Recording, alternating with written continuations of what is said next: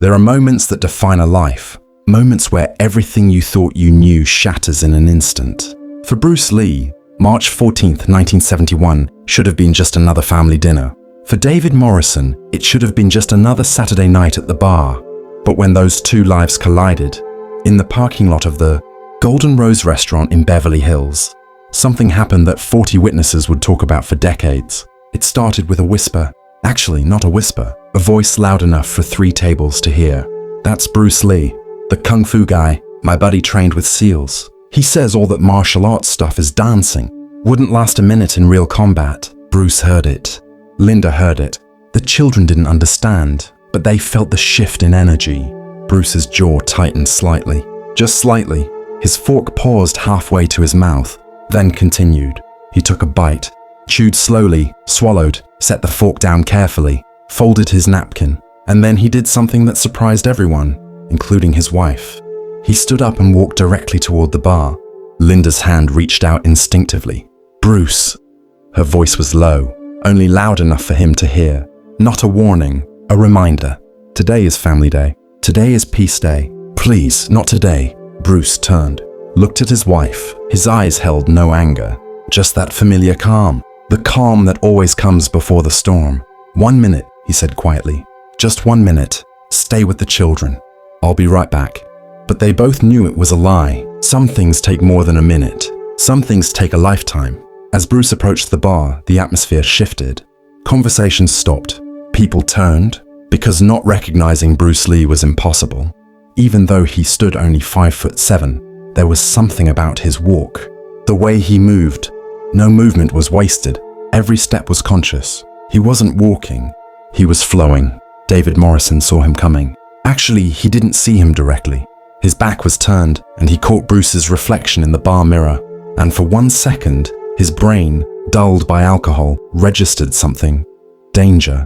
Primal, survival instinct. Millions of years of evolution. The deepest part of his brain was screaming at him. Danger. Move away, run! But Morrison wasn't a man who ran. 6 years Vietnam. 3 times decorated. 9 tape operations. He had seen combat. He had seen death. He had caused death. And now he was supposed to be afraid of a movie star. Mr. Morrison. Bruce's voice was low, but it carried to everyone.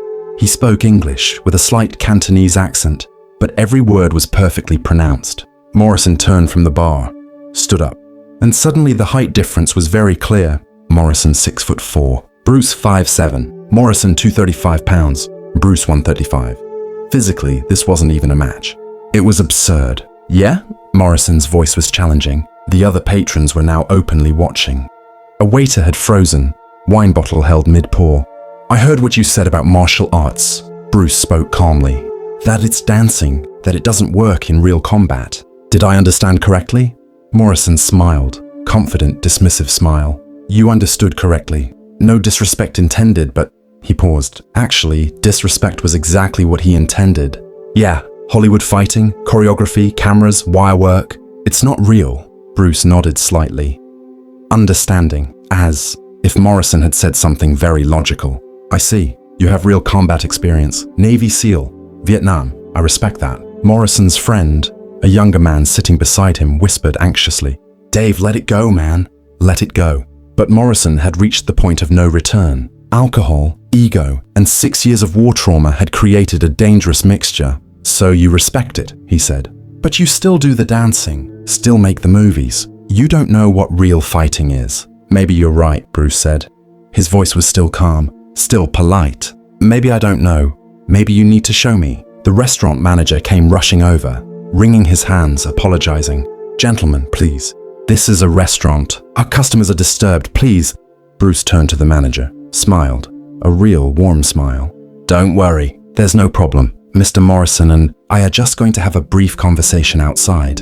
In the parking lot, quiet, calm. We won't disturb anyone. Morrison raised an eyebrow. In the parking lot? Suddenly everything was very real, very concrete.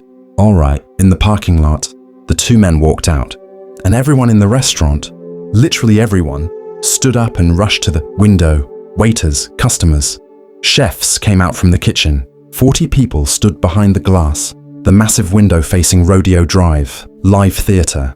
But this wasn't fake. Linda had stayed at the table. Brandon was looking at her. "Mom, what's Dad doing?" Linda stroked her son's hair. "Teaching something, sweetheart.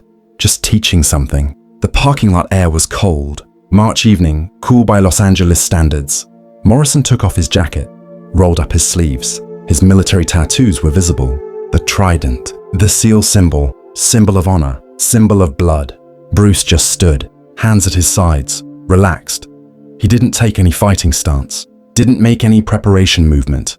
He looked like he was standing there to talk, not to fight. "Rules?" Morrison asked. "Rules?" Bruce repeated. His voice was curious, genuinely curious. "Are there rules in real combat?" Morrison paused, thought, then shook his head. "No, there aren't." "Then there aren't any here either," Bruce said simply. From the restaurant window, 40 people were watching. Some were horrified, some were excited. One man, a younger guy, quickly pulled his phone from his pocket. Wait, no, this was 1971. There were no cell phones. But he rushed to the restaurant's phone booth. Was he calling the police? Ambulance? He didn't tell anyone. Morrison made the first move. Of course. Years of training dictated this. Strike first. Strike hard. Finish it. He took a step. Closed the distance. Right straight punch. Classic. Heavy. Powerful. Morrison's. Punches had knocked out professional boxers. In SEAL training, the technique was highly developed. If this punch connected with Bruce Lee's jaw, this story would end right here. But it didn't connect. Because Bruce wasn't there. Morrison felt his fist cutting through air. No resistance, no impact. His eyes searched for Bruce. Where? How? Bruce was standing to Morrison's left. He had moved 12 inches. Just 12. Minimal movement. But it was enough. The punch had missed by less than an inch. Morrison turned, fast, trained, left hook, then right. Combination. 1-2. Power and speed. Both missed.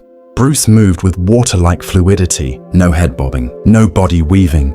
Just disappearance, like he was predicting where. Morrison's punches would go and moving away beforehand.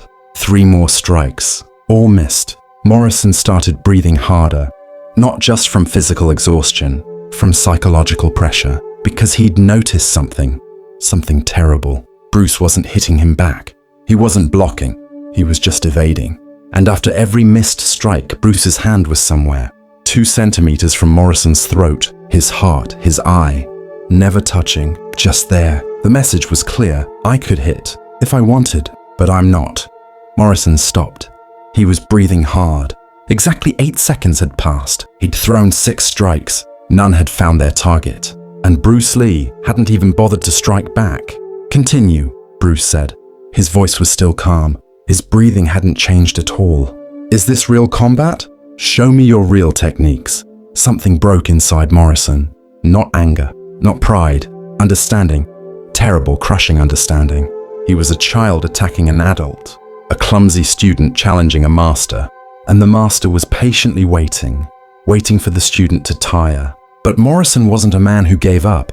He made one more move, this time different, more desperate. Wrestling attack, dive, leg grab attempt. Classic in the SEAL combat system. If you can't hit standing up, take it to the ground. Bruce's knee came up. It wasn't slow, but it didn't hit Morrison's head either. It just stopped his chest. Right on time, the movement was literally frozen. Morrison hung in the air, his forward dive motion stopped by Bruce's knee, his body in an unbalanced, uncontrollable position.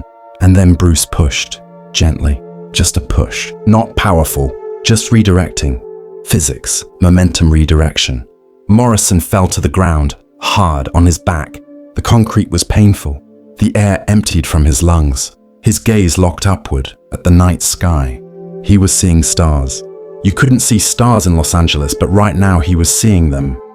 Bruce stood over him, not even breathing hard, hands still at his sides, like nothing had happened.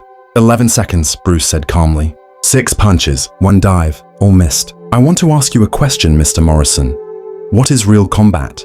Morrison couldn't answer. He couldn't breathe. But his eyes were speaking, shock, disbelief, and something else. Respect. Hard-earned, painful respect. Bruce extended his hand. Morrison looked at it. That hand, that small hand, half the size of his own. The hand that had just defeated him. A 235-pound former Navy SEAL in 11 seconds. Morrison took it. Bruce pulled. Strong pull. Morrison stood up. Martial arts is not dancing, Bruce said. But his voice wasn't harsh. It was instructive. Dancing is for performance, to look beautiful. Martial arts is for survival. But there are many ways to survive. Hitting is one way. Not hitting is another way. Today I chose not to hit you, because you're not an enemy. You're just a man who doesn't understand. Morrison had tears in his eyes. From shame, from pain, both, and from something else, the pain of a shattered illusion. I'm sorry, he said. His voice was hoarse. When you were with your family, in front of your children. I'm sorry. Bruce nodded. Accepted. But understand, today you disrespected my family. Disrespected my children. Disrespected my wife. These things I forgive. But you need to forgive yourself. And the only way is to learn. Morrison raised his head. Learn? Wednesday evenings, there's a small school in Los Angeles, Chinatown. I have students. If you want, come. Learn. Really learn. Not what martial arts isn't, but what it is. Morrison's friend came running out from the restaurant, panicked. Dave! Are you okay? Police are coming! Someone called. Bruce looked at Morrison one last time. Go. If police come, there will be problems. Not for you, for me. I'm a known person. Media will come. Problems will arise. Go. But think about what I said. Wednesday, Chinatown. Morrison nodded. With his friend's help, he started walking. Took 3 steps, stopped, turned around. Bruce Lee, he said. His voice was clear now, calm. You were right. I didn't know anything. But I will learn. Bruce smiled. A real warm smile. Good. Then you were the winner today. Because today ego lost but understanding won. That's real victory. The 2 men walked away. Bruce returned to the restaurant. The 40 people were still standing at the window. Silent. In shock. Bruce walked in. Like nothing had happened. Walked to his table. Sat down. Brandon looked at his father. Dad, is everything okay? Bruce stroked his son's head. It's okay, son. Everything's okay. Now it's ice cream time, right? Brandon smiled. Shannon, 2 years old, hadn't understood anything, but when her brother smiled, she smiled too. But Linda knew. She knew everything. She looked at her husband, questions in her eyes. Bruce touched her, held her hand. Everything's fine, he whispered. Today nobody got hurt. Someone just learned the truth, and that's a good thing. David Morrison really came that Wednesday, and the next Wednesday, and the one after that. For 3 years he was Bruce Lee's student, at the Chinatown school with the other students, leaving ego behind, learning, growing. When Bruce Lee died in 1973, Morrison was at the funeral. He cried quietly. He had lost his teacher, but he would never lose the lesson he'd given him. 50 years later, in 2021, Morrison opened a local martial arts school in San Diego, the name Silent Warrior Academy. He teaches Bruce's philosophy, Jeet Kune Do principles, but he also teaches something else, humility. On his office wall hangs a photograph, Bruce Lee and David Morrison, 1972 Chinatown School. Bruce's hand on Morrison's shoulder, teacher and student. Below it, a plaque. 11 seconds changed me. 50 years later, still learning. His students ask, what happened in those 11 seconds? And Morrison says the same thing every time. An ego died. A student was born. Sometimes the greatest fight is not the one you win, but the one you lose. Because losing teaches. Winning just feeds the ego. And then he adds, Bruce Lee could have destroyed me in 11 seconds, but instead he gave me a 50-year lesson. That's what a true master is. Someone who has the ability to defeat an opponent, but chooses to teach instead. This story became legend. The Golden Rose restaurant is gone now, demolished in 1985, but what happened in that parking lot is carved into history. The 40 witnesses never forgot that night. Some are still alive. Some tell their grandchildren. I was there. I saw it with my own eyes. Bruce Lee defeated a Navy SEAL in 11 seconds. But the real miracle was what happened after. He turned his enemy into a student. This isn't just a fight story. This is a transformation story. How power, combined with wisdom, creates lasting change. How winning is sometimes less valuable than allowing someone to lose. And how true mastery lies not in destroying opponents, but in elevating them. Bruce Lee fought for 11 seconds that night. But the impact lasted 50 years, and it's still lasting.